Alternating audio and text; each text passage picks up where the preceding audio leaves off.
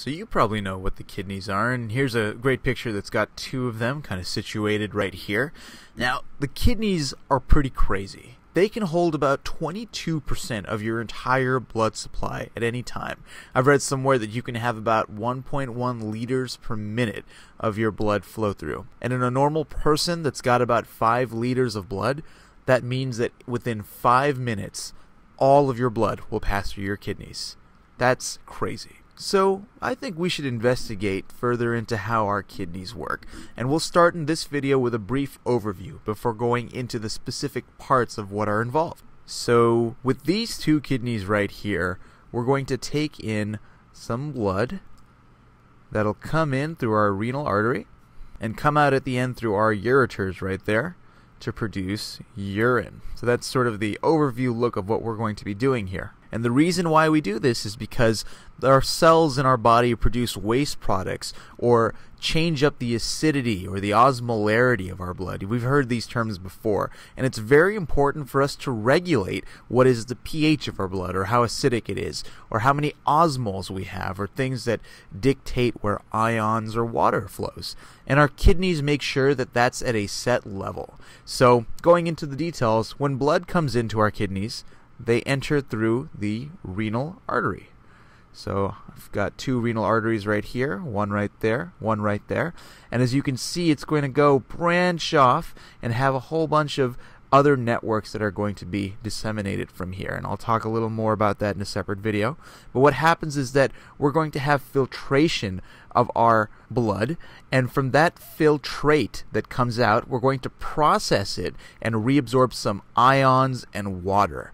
And as we reabsorb the things that are important, we're going to collect it into our renal vein. And so here are two blue renal veins right here for each of our kidneys. Our renal veins are going to take the returned or reabsorbed nutrients back into our blood and send it on its way. Alright, very cool. So now we know sort of how the blood enters and leaves. Now let's talk about the two main functions our kidneys are responsible. What are the two main functions that they need to carry out in order for us to filter our blood? So the first function, you probably guessed, is filtration. We take our blood and we filter it out so we have all our waste products and some important molecules like ions or amino acids or glucose that end up in a filtrate that then passes through the kidneys. So some things in that filtrate we want to get rid of, all the wasty stuff that we don't need.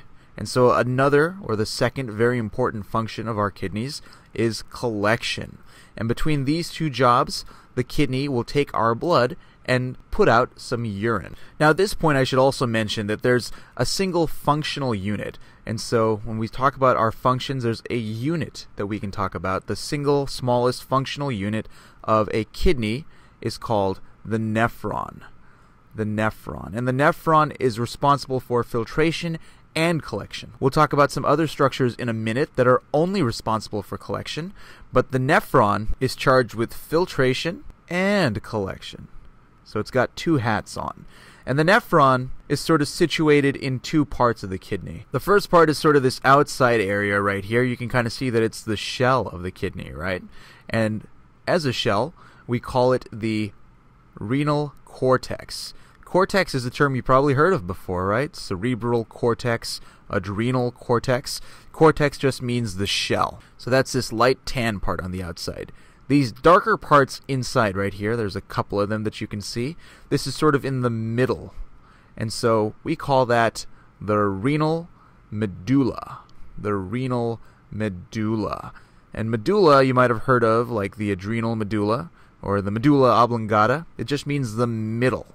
Okay, the middle, so it's inside the cortex. So our nephron is situated between the cortex and the medulla. It sort of starts up here and squiggles around, and then it dips into your medulla, and then it jumps back out over here, and then it dips in again.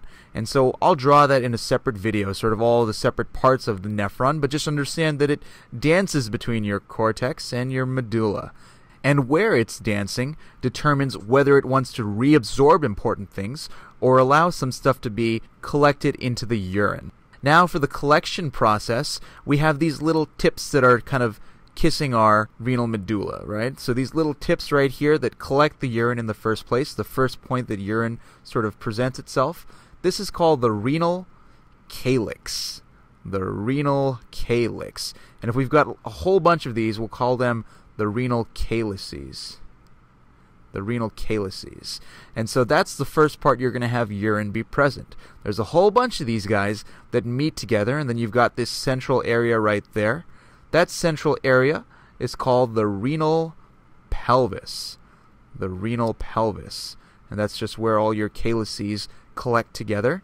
And once you've got urine in your renal pelvis, it's going to go out this tube right here. And that's where urine is going to exit our kidneys. This tube right there is just called the ureter. The ureter. And we've got two ureters right here that's going to send urine away from the kidneys, and as we'll talk about in a separate video, into the bladder. And now that we've talked about the ureter, this is a pretty good time to mention what these three guys make together. Whenever you've got an organ, like our kidney right here, and I'll sort of highlight that, that's your kidney, and then there are some things that are coming out of your kidney. These three guys right there. We call the place where we've got tubes or vessels coming out of the hilum. The hilum. And if we've got more than one of them, we can call them the hyla. But we've got a renal artery, a renal vein, and a ureter coming out of the renal hilum over here. All right? And so that's the anatomical structure of our kidneys. In the next video, we're going to talk about what is the nephron and what are the basic units of it that allow us to filter out our blood.